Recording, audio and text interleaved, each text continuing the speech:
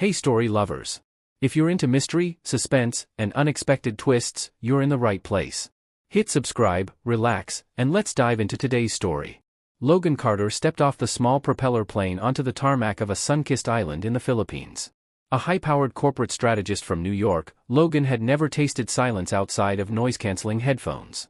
But here, in this unfamiliar land of palm trees, salty breezes, and open smiles, the noise of the world began to fade.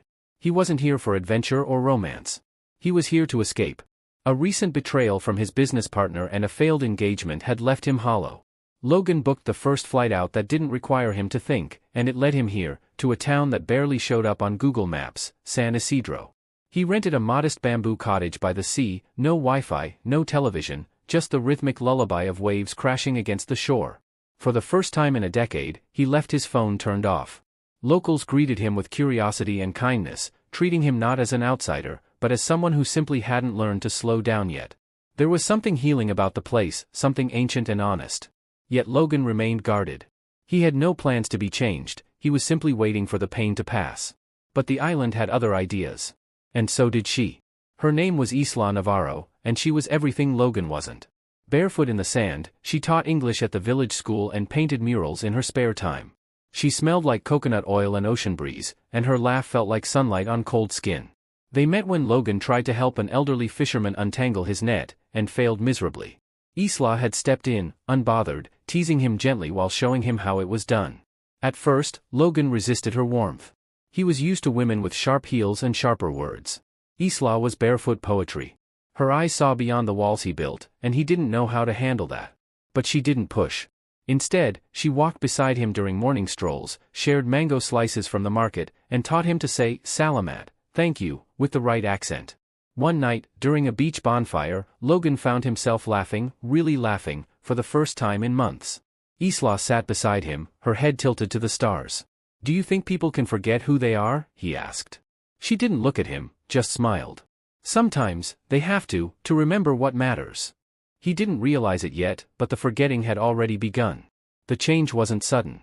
It came in waves, like the tide that washed away his structured life, one grain of sand at a time.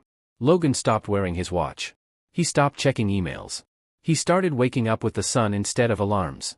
Isla introduced him to her world, simple, colorful, messy, beautiful. They biked through rice paddies. She showed him where the fireflies gathered at night. She sang old Filipino love songs softly while cooking, songs her grandmother had once sung in war times, songs about waiting and return. Logan didn't just fall for Isla. He fell for the rhythm of a life that didn't revolve around profit and power.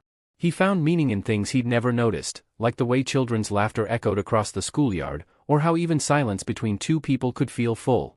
One afternoon, as rain poured over their rooftop, Isla leaned into him, her voice barely above a whisper. "You look lighter." He touched his chest. "Maybe it's because I don't know what I'm carrying anymore." She smiled, gently. "Then maybe you're finally free." But freedom, as he would soon learn, always comes with a price. The summer neared its end.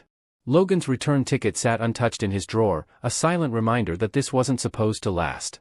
One morning, he woke to a message forwarded from a local cafe's landline. His company back in New York was falling apart.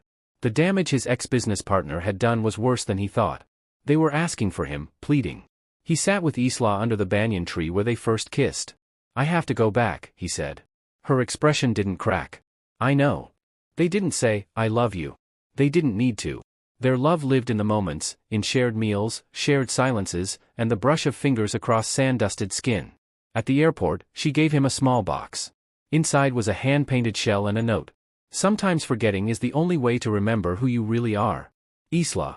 As the plane took off, Logan looked down at the island, now hidden beneath clouds. But something stayed with him, something he couldn't explain. Maybe it was her. Maybe it was who he became when he was with her. Back in New York, Logan tried to return to who he used to be, the power suits, boardrooms, cold brew meetings. But the mirror told a different story. His eyes had seen too much softness. His soul had tasted stillness. Weeks passed. Then months. He went on dates with women who wore designer clothes and spoke in profit margins. None of them asked what his favorite kind of rain was. None of them felt like fireflies. One night, Logan walked out of a high-rise meeting and wandered through the rain, just like the kind that fell in San Isidro. He stood under a streetlight and realized, he didn't want this life anymore. So he left. Not just the company, the entire chapter. He sold his share, bought a one-way ticket, and flew back to the only place that ever felt like home. San Isidro hadn't changed much, but Logan had. And there, waiting by the sea, barefoot in the sand, was Isla. She didn't run to him. She just smiled, the same smile that once broke through walls. And for the first time in a long time, Logan didn't remember what he had before her. Because what he had now was everything.